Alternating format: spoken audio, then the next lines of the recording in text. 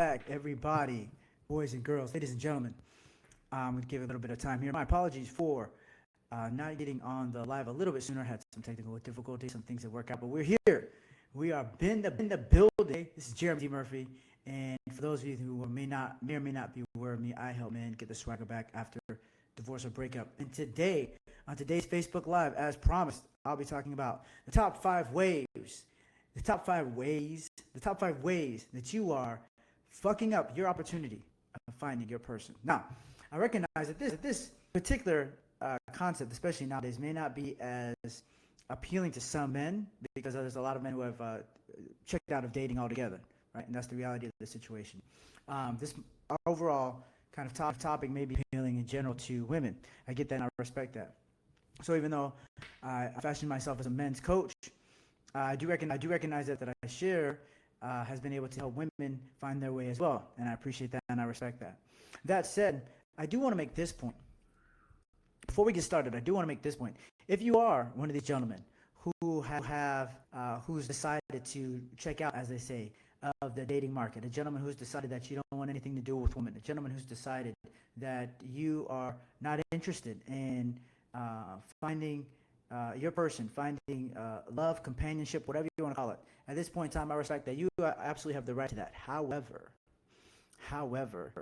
I would caution you, especially if you're spending a lot of time on social media and you're red pill, blue pill, green pill, I don't know what pills, I don't know how many pills there are anymore. I lost track. But if you're any one of these pills, particularly the red pill, hey, and by the way, all due respect, I have absolutely nothing against the red pill community because that community, those people, whether you're talking about Andrew Tate, some people hate, whether you're talking about Myron Gaines, some people hate, whether you're talking about any one of these types of gentlemen, they've actually provided information that's been very helpful to me when I was in a toxic relationship. Very helpful for me when I was in a toxic relationship. And also still helpful when I was figuring out when I was navigating relationships. Not so much when I found a very good relationship like the one I'm in right now. Not so much, right? And so the content that I share, my perspective is more towards healthy men and healthy women that want to try to find each other. Healthy masculine and healthy feminine that want to try to find each other. I don't spend a whole lot of time talking about toxic people because I'm thinking like, what's the point? Why focus on that when there are still good people out there that you can live with, okay? That said, if you're a person that's checked out of the dating market, I would caution you against that. Actually, let me take a step back. If you're a person that's checked the dating market, do you? If you're a person that's considering checking out of the dating market, I would caution against that. And the reason I'd caution against that is because this. At some point, 9 times out of 10, you're going to want to get in the dating market. You're going to want to get involved. You're going to find your person. It could be 5 months from now. It could be 5 years from now. It could be 10 years. At some point, you're going to want to do that.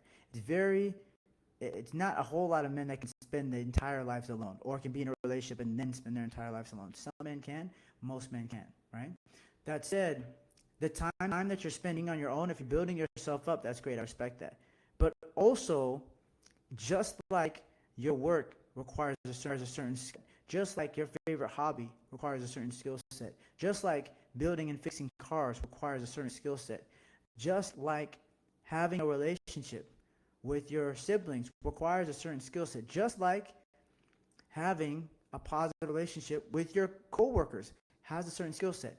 Building relationships, if you're a masculine person and you're trying to build a relationship and maintain a relationship with a feminine entity, feminine person, that also requires a certain skill set. And if you're spending your time only focused on yourself and you never develop that skill set, by the time you're ready, it's actually going to be harder for you. You'll be older, the dating market would have changed again, your options will be fewer. I just want you to keep that in mind. If you're considering dating at some point in time, I would caution you against dropping off the planet completely, because at some point you're going to want to start dating.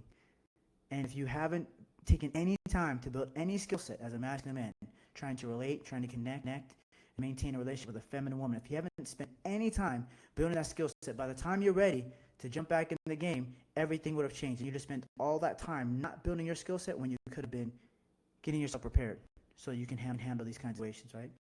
That's it. Right on top. Now we're going to get after it. Here are the 5 ways that you are fucking opportunities of finding Your person. Okay, here we go. So I got my little notebook to the side. Don't mind me. It just it just helps me stay on track. Don't mind that sound.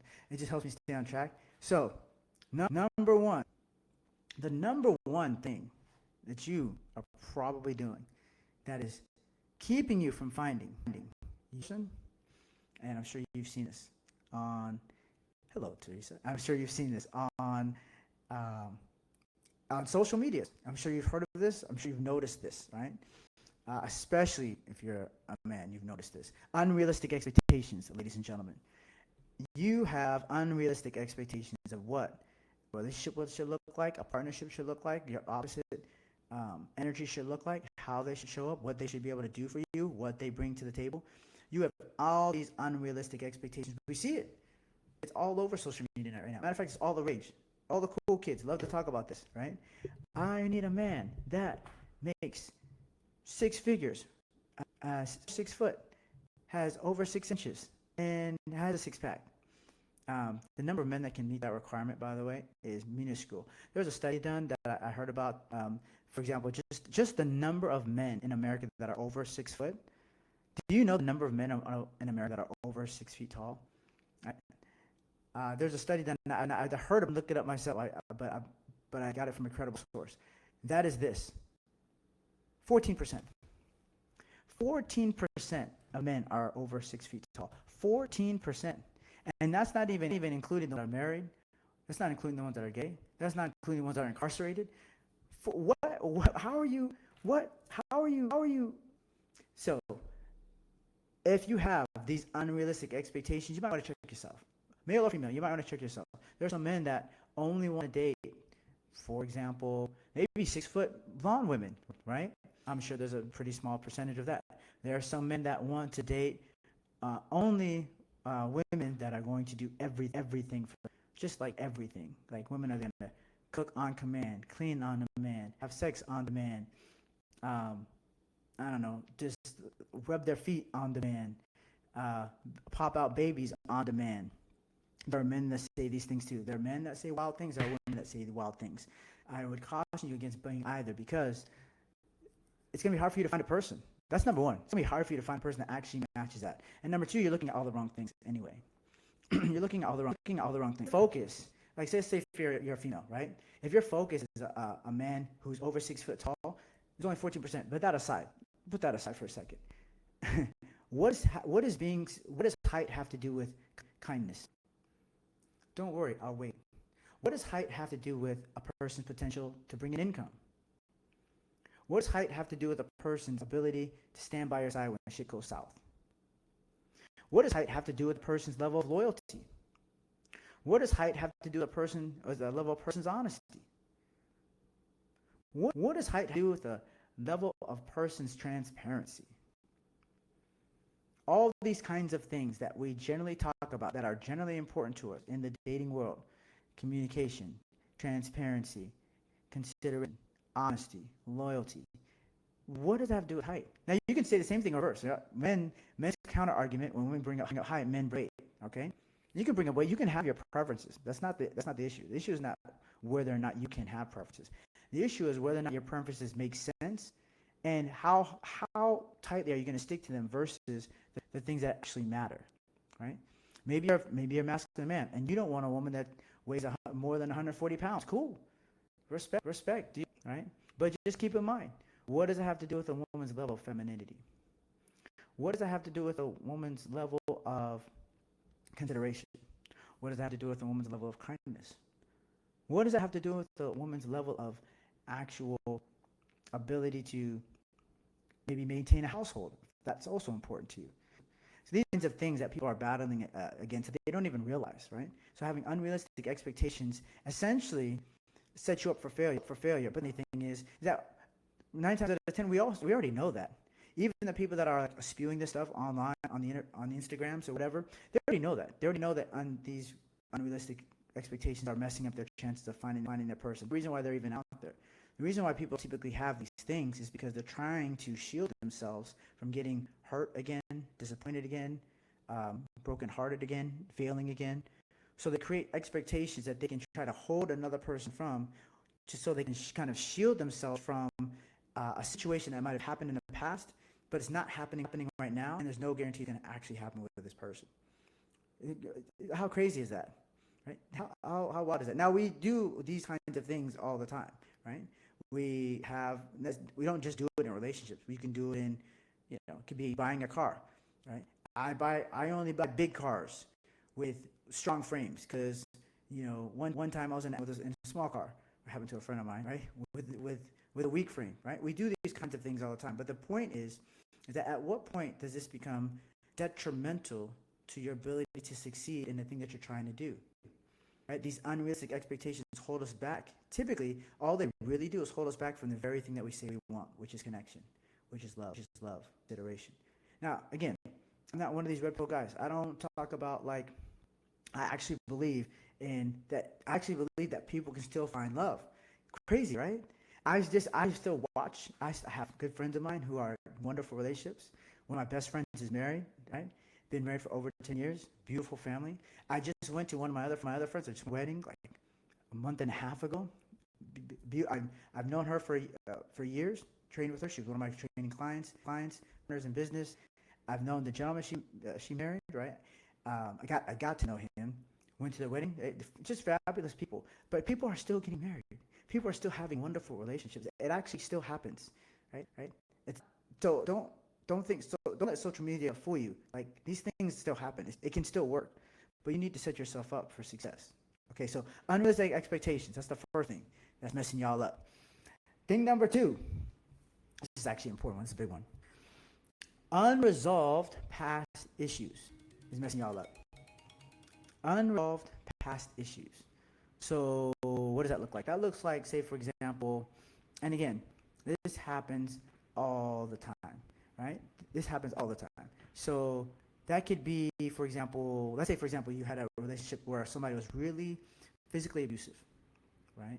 And so, and that's terrible, by the way. And I my heart goes out to anybody that's gone through that, because that is an incredibly traumatic situation. There's no doubt. Male or female, there's no doubt, right? No question there. However, if when you decide to go back into meeting people, getting to know someone, if you're still treating people as though they're going to do things to you that they haven't done, and not only that, have no sign of doing. Like, if you were in a relationship with an abusive person, they had a certain type of aggressive personality, and they act in a certain way where you can kind of almost see things coming. I grew up in a household where domestic violence was a thing, so I've seen it firsthand, unfortunately. So I remember growing up, and when my stepfather come home, drunk, feeling away, you can almost see. You can you watch, oh shit, here we go, right? So if you've been through that personally, right, and then you want to go out and date, and you're expecting aggression when there's no aggression there, but then still treating this person, this new person, as though they're going to hurt you, as though they're going to disrespect you, as though they're going to bring harm to you, when nothing like that going on, it's all really in your imagination. Again, that means that there's something very unresolved in you, and instead of tackling that, of facing that, which all of us need to do, we all have something, you've let it sit, or somehow it's remained. And because it's remained, it's actually standing in front of you and this new person. That idea, those feelings, that experience, is actually standing between you and the new person. And you'll never be able to connect with that new person until you handle that thing that's in front of you. You got to take a step back and handle that thing that's actually in front of you, right? Again, this happens in relationships all the time. But now, this particular thing, this is a two-parter, because this actually gets really interesting. Not only do you have to confront and try to resolve issues that happened in the past traumas, but it levels to the game. There's levels, right? So once you start understanding that there's levels to it, then it can be a little intimidating, but also it can give you a little bit. It gives you room for a little bit of grace. What do I mean by that? There's levels to the game. What do I mean by that? Okay, so for example, let's take a sport. Let's take baseball as a great example. There's levels to the game. There's I had a friend that played AAA. There's A, AA, AAA, and then pros, if I remember correct, right? A, AA, AAA, and then pros, right? MMA, fighting, very similar thing. In fighting, mixed martial arts, there's amateur fighting, pro, There's like a regional pro and there's like a national pro. I don't know what the bubbles do. Why Facebook? That's anyway. Fighting, mixed martial arts, very similar things. Amateur, there's local pro, there's regional pro, and there's national or international pro, right? So there's levels to the game, and as you go up in levels, things get more. So let's say, for example, let's take MMA. Say you're amateur. If you're an amateur fighter in mixed martial arts, you're almost doing it on your own. I've been to fights where an amateur guy will show up to the show. He has no coach, no trainer, no nothing. He has his hands wrapped by somebody else, somebody he barely knows. He goes out. I've watched guys kind of meet a person on the spot and be like, "Hey, would you mind cornering me?" I've seen that with my own beautiful eyes. I've seen a guy show up to a fight. He's prepared, but he has nobody with him. And then he's about to go into the ring. He's like, "Hey, bro, you seem kind of cool. Would you mind cornering me for this fight?" Like, that's when you're doing the work on your own, is what I'm saying. There's a level where it's just you. And that's hard, that's challenging, it's difficult. But at least at that level, you can start to recognize some of the stuff. Once you've got out of the old thing, before you get into a new thing, it's just you. That's like level one. And you're going to have to start to kind of like spin through what happened in this previous relationship. What did that other person do? What did I allow? Why did I allow it? Right? That's level one. Level two is you start to get some people on your team. Level two is you get at least, a handful of people. Like, for example, in MMA, level two would be now you become a pro. You go from amateur to pro. Now you're a pro. Now you have a coach that walks into the ring with you. You probably have at least two. You have a striking coach, jiu-jitsu coach. They walk into the cage. They walk you to the cage when you get ready for your fight. That's a local, low-level pro, right? Level two could be like you got a therapist. You got a therapist who you can talk to on a regular basis. Maybe you have like a good best friend, like a good bestie that you can go to because you're your therapist. You have to schedule stuff, right? So maybe you got 2, 3, right? That's the first level. So now you get to get some reflection, right? Some professional help and some reflection, right? That's good. At the highest level, that's good. But then there's level 3. Level 3 in MMA would be like, okay, now you're like a pro, and now you're like traveling. Maybe you fight up north. Maybe you fight down south. Maybe you go to Canada. Maybe go to Canada fight. Right? Maybe East Coast to fight. Like you're doing a little bit of jumping around, mostly in the United States, but you're doing a little right, trying to get your name up, trying to get your rep up, right? That'd be like level 3 amateur fighter, right? So in real life, level 3, we're still talking about working on yourself, right? We're talking about you working on yourself. So level 3 in real life might be you coach, right? You got you got a therapist, you got a best friend, and then maybe started listening to this guy. He's a wild, crazy guy. He's incredibly handsome. Goes by the name of Jeremy D. Murphy. And Jeremy D. Murphy, for the last 2 years, has been talking about you building your fight team. A fight team is 5 guys. I believe every man, 1 and 2, but I believe every man needs to have 5 guys you can go to for any time, for virtually anything. 5 guys. Every man should have a coach, big brother, ride or die, mentor, and a father figure. One more time. Every man, at some level, when they're trying to really excel in their life, they should have 5 guys that they can go to at just about any time for just about anything. They should have a coach. They could also be a therapist, mentor, big brother, ride or die, and a father figure, right? So that's real life. For MMA fighter, you got 5 people, right? Similar idea. You got 5 people, right? You got like 2 really good sparring people that you really trust. You got a jiu-jitsu coach, you got a striking coach, you got a head coach, right? So in MMA, you're globetrotting, you're going around. You got more people that are looking after you, more people that are concerned and invested in your success. Same thing in real life. You got more people looking after you. You got more people that are invested in your success, right? This is me for guys and girls, right? But when you get to the higher level of being really self-aware, being really, really kind of trying to dig into what is going on in my life and how can I make myself better? Like, how can I make myself better? You go a step beyond. Maybe you have a coach. Maybe you have a life coach, a therapist. Maybe you have a business coach. Maybe you have a relationship coach. And then you also have a father figure, ride or die, all these kinds of things. Why am I saying all this? Because you have to understand that at every level, as you get deeper into the life of having a relationship, a loving relationship, just like almost anything else, just like if you're an MMA fighter, just like if you're a high-level executive business person, you have to have either more people on your team or you have to have access to people that have more and better information than you so that you can maintain that next level relationship better. At the lowest level, it's just you, right? But then the next level, you get in a relationship with somebody, you need a couple more people to reflect back to you. That might be where you get maybe like a best friend and maybe a therapist.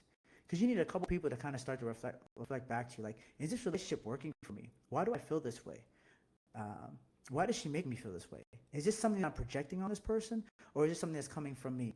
Or is this person that's is this something I'm projecting on a person, or is this a situation that's actually happening and they're bringing it to us, and now we have to deal with it, right? But then on the next level, so it's you, then you're in a relationship, right? And then maybe you're like deeply committed relationship. We're talking about like, you put a ring on it, like maybe level 3. You put a ring on it, or you're considering putting a ring on it. So now more stakes, because now you're talking about building a family, maintaining a family. So you need more people. You need more or better information, right? So now you would have a father figure, ride or die, big brother, mentor, coach, right? But then now the last level is married. Now you really have to have your head on straight if you want your marriage to be successful. I'm not saying you need therapy every single day if you want to get. What I'm saying is as you get higher up in the levels of relationship, you dating somebody, seriously dating somebody, considering marrying them, marriage. As you get higher up in the levels of relationship, you also have to have an awareness that increases as well, so that you can create a situation where you're actually solving the problem. That doesn't mean you tell everybody all your stuff, right? There's people that can be on your team and you never tell them anything about this going on with your relationship. You just talk to them. You just talk to them about how you can be a better human being. You can do that. You don't have to have 5, 10 different people you're talking to about your relationship. That'd be crazy. But you can have 2 or 3 that you talk to about relationship that you trust, and the other 2 or 3 you just talk to about you. Hey, how am I doing? What's going on? Like they reflect back to you who you are as a person, as a human being, and they hold you accountable to a higher standard that you set for yourself, that they witnessed and agreed to.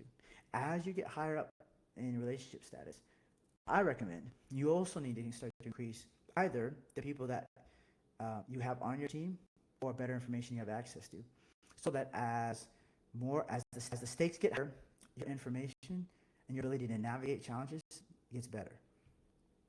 But that all starts with you have to start somewhere. It starts with confronting. It starts with starting to wanting to deal with your shit. Got pretty deep there. Okay, we're gonna come back up. Don't worry. Okay, so now that was number 2. Number three, the reason that you are fucking up your opportunity of finding your person is this: you have a fear of vulnerability. Vulnerability is so hard. I'm not gonna lie, vulnerability is so hard, especially for guys, and rightfully so. Again, this work that I do, as I share my thoughts and concepts on relationships, dating. The what you guys may or may not know, as I've been through it, I've been through the highs and the lows, and I've been through a lot of lows. I've been through it with a couple of different people, a couple of different situations. Like, it's not like I just kind of read a couple books and watched a couple of YouTubes and like, oh, I can be a relationship coach. It's like, no. I went through some shit. I'm like, wow. Okay, I need to get on the other side of this. And then once I got on the other side of this, I thought, wow, maybe there's some other people going through this. And then once I looked at that, I thought, wow, there's a lot of men that are going through a lot of heartbreak that nobody ever talks about. How can I help? How can I relay what I've learned and what I've been able to do for myself to other people that are right now where I was 5 years ago? That's what this is about for me. It just so turned out that it's not just men there are women that have been through shitty things too, right? So, fear of vulnerability, especially men. Why? Being vulnerable and being masculine are two, in the Western world, and in most parts of the world, but in the Western world in particular, are opposite ends of the spectrum. They do not communicate in most men's mind. Being masculine and being vulnerable are completely, they're at opposite ends of the spectrum. Now, there are people that'll tell you that that's not the truth. Actually, there's some people that will say being vulnerable is the most masculine thing that you can do. Now, I'm a person I like a little nuance. I don't tend to believe everything that I hear that's either or white. I'm not a big fan of blanket statements, at least not when they're contextualized, at least not when they're not made plain, like, in this situation, this is true. There are some blanket statements I love, but not all. This feels like a blanket statement to me. What do I mean by that? I mean, what I mean to say is, I wouldn't say that vulnerable. I personally would not say that vulnerability and masculinity are opposite ends. Although I can understand why people would say that. I also don't believe that being vulnerable is being masculine. I think when people say that, it's more like a clickbait. It's more like a way to try to sound cool. You sound stupid. Okay, that's not the case at all. However, what is true, in my belief, is if you have found the right person, it's gonna be male or female. If you have found the right person, you will do yourself a disservice if you don't take the time to be vulnerable with that person from time to time when it counts, when it matters.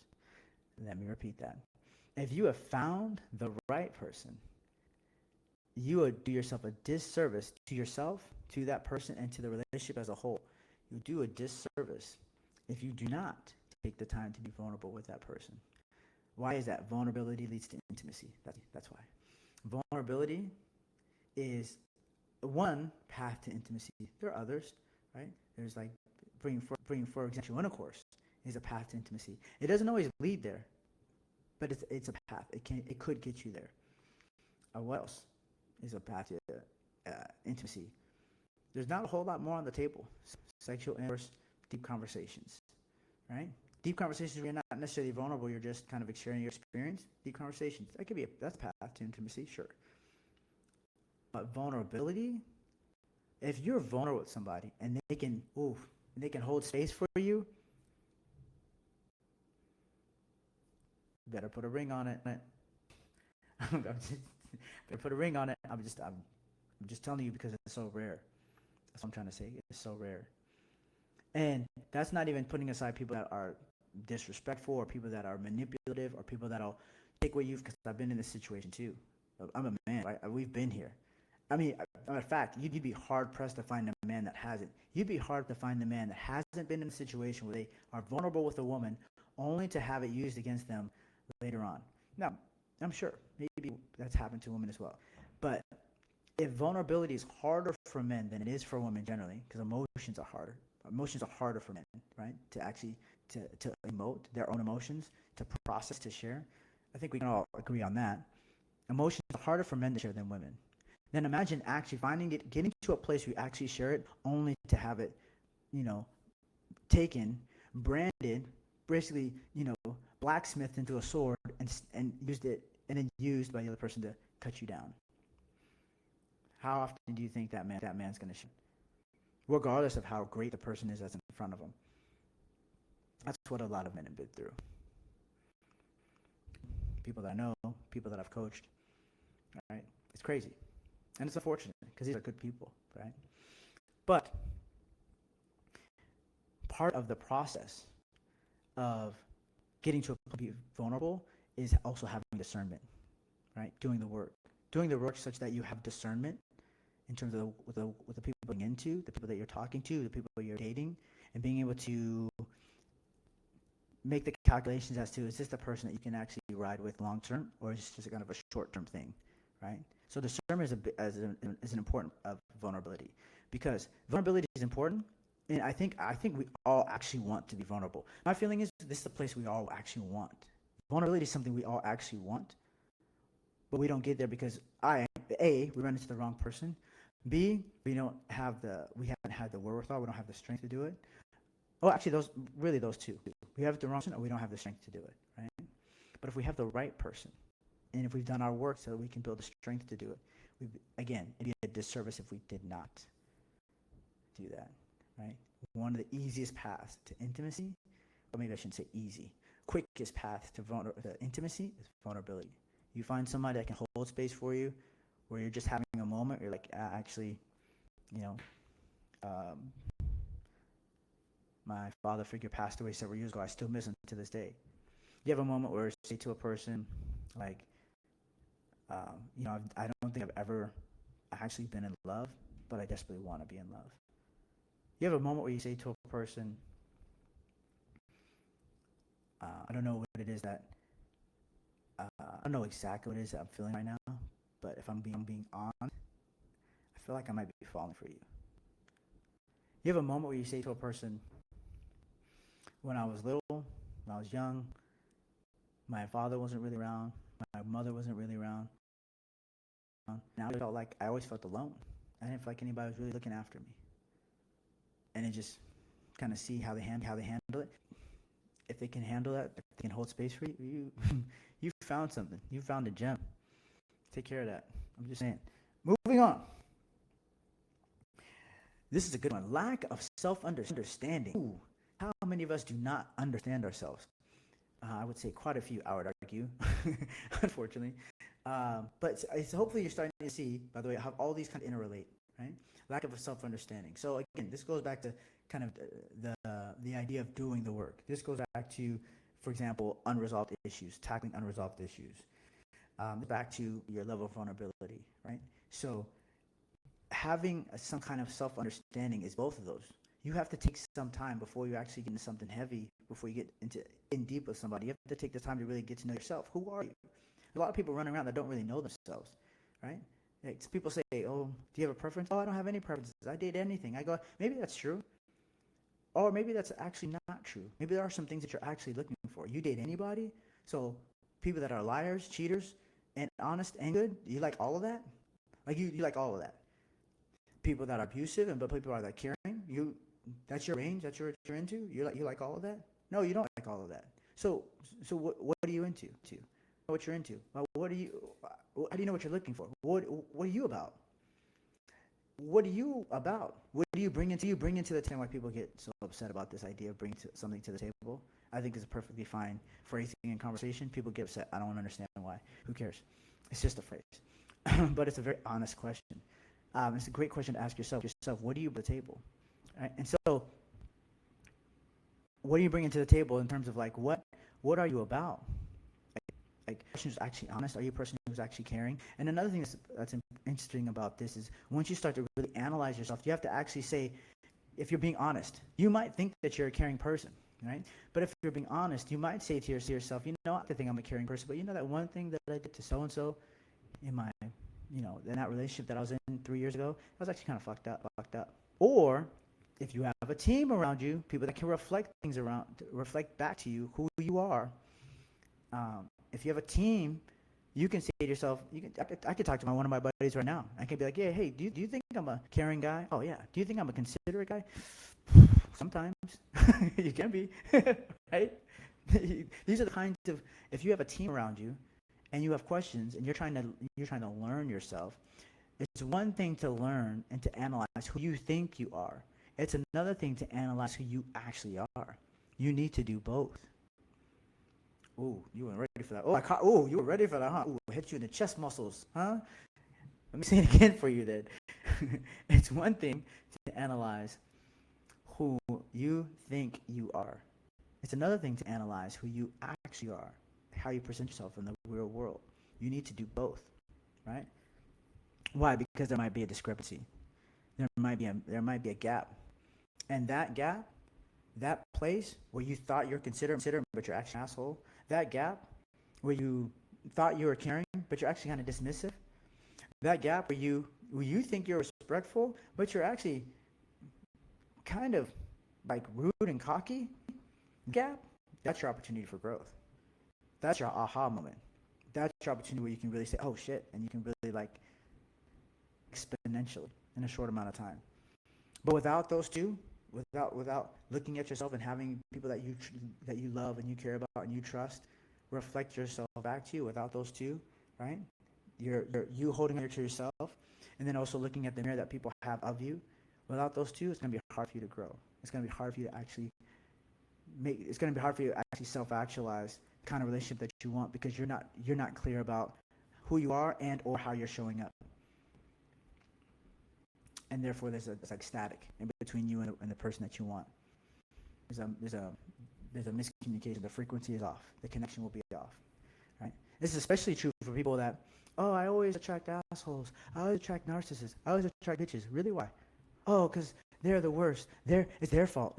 It's all them. Really, all them? All 10 of your last boyfriends were narcissists. That's them. All 13 of your last girlfriends were bitches and gold diggers. That's them. All of them? That's on them. Oh, that's interesting. You don't want to you don't want to be that person.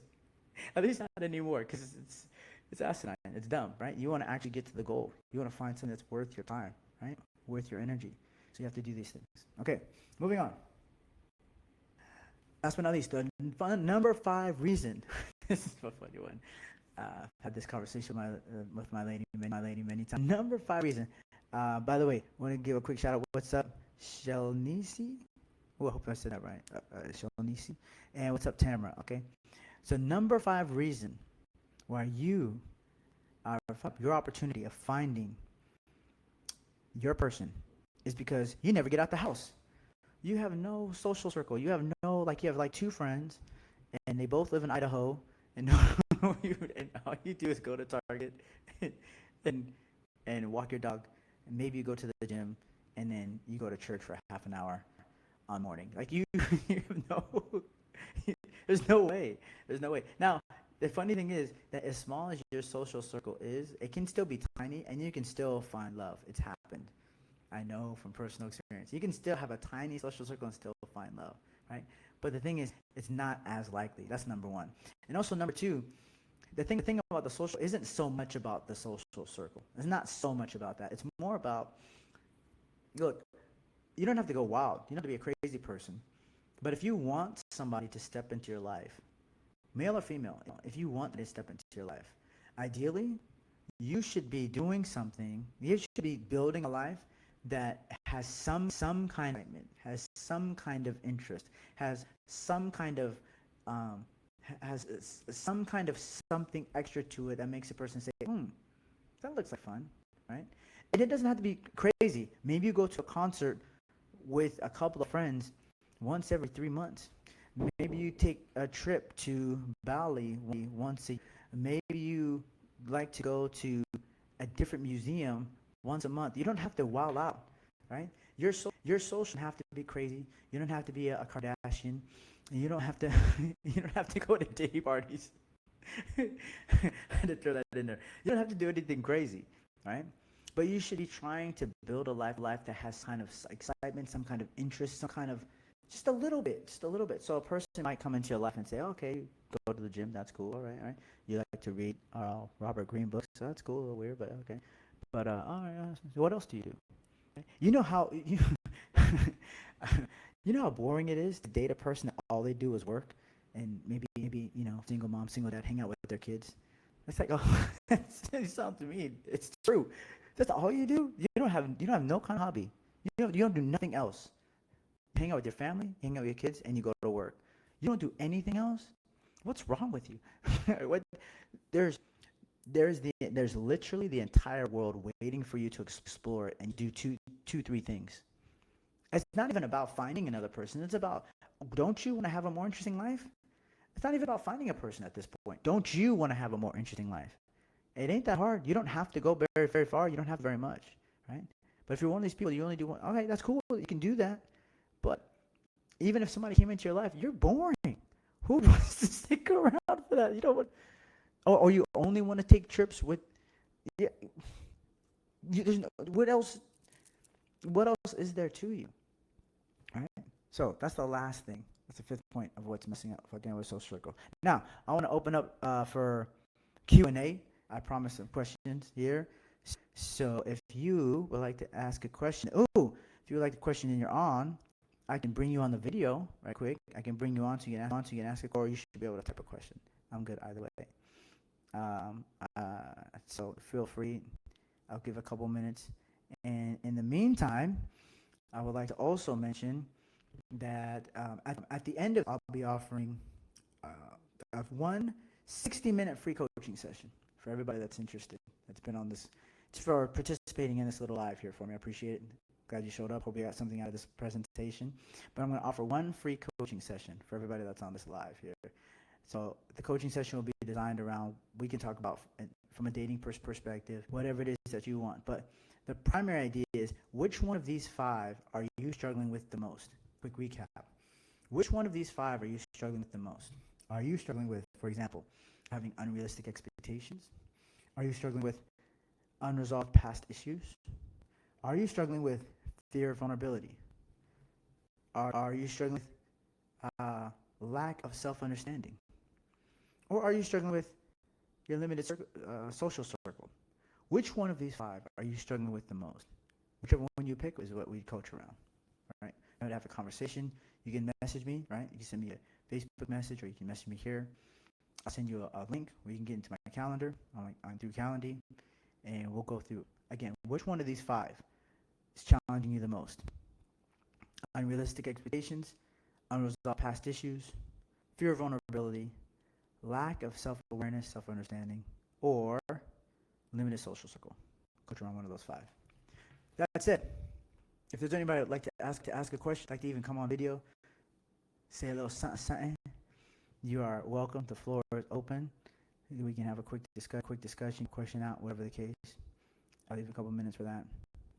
While I'm also offering a couple minutes for you guys, I'd like to say thanks for this opportunity to be able to hop on this live and build my thoughts. Next time, my plan is to do this at least once a month, preferably twice a month, and just to share some concepts that I think out there as much. Right, I try to take a more kind of positive outlook in terms of dating and relationships, because I feel like everything out there, or most of the things out there, are very negative. I feel like men are beating down on women are beating down on men, or the thought that I just kind of feel like they're just kind of holding the line. People are out there saying, hey, there are women that are saying, hey, don't beat up on men so much. There are men saying, hey, don't beat up on women so much. But how many content creators, thought leaders, influencers, whatever nonsense, coaches, are trying to actually bring them together?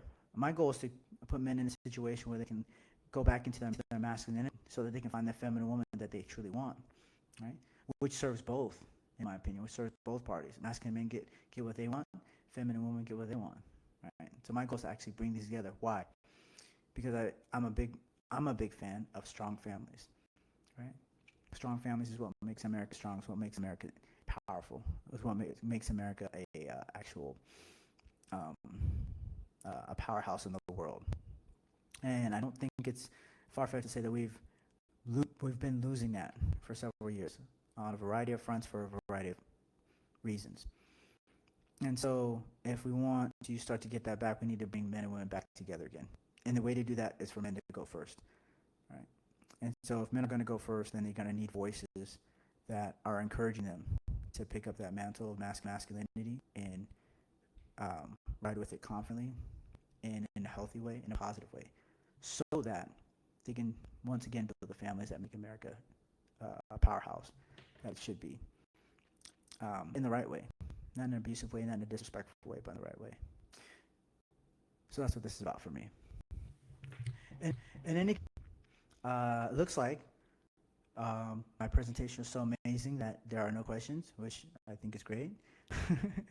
And so we're going to sign off. Thanks again for hopping on. I plan to do another one very, very, very soon. And I hope that this presentation was valuable. And once again, if you're interested in getting coached on one of the 5 topics that we talked about today, send me a message. I'll send you a calendar link so we can start your first session. All right. Hope you learned something. Hope you had fun. Catch you on the next one. Bless.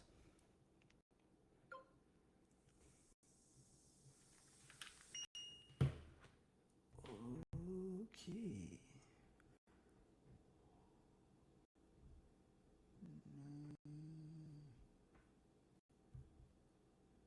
Did this ever?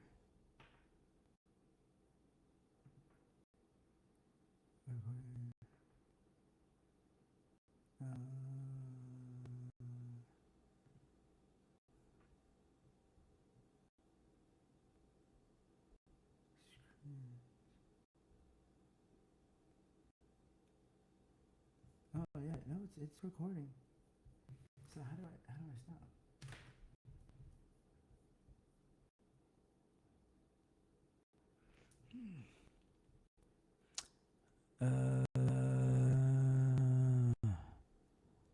Your live stream will be watched for 30 days. Okay.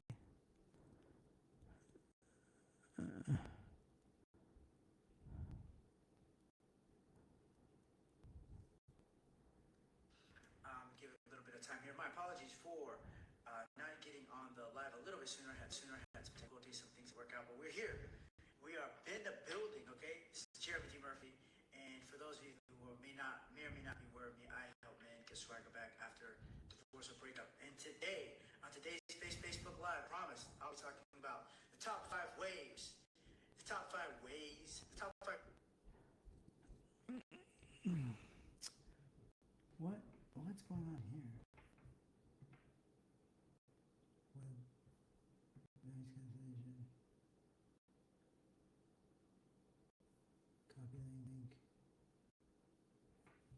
I should have opened up my I should open up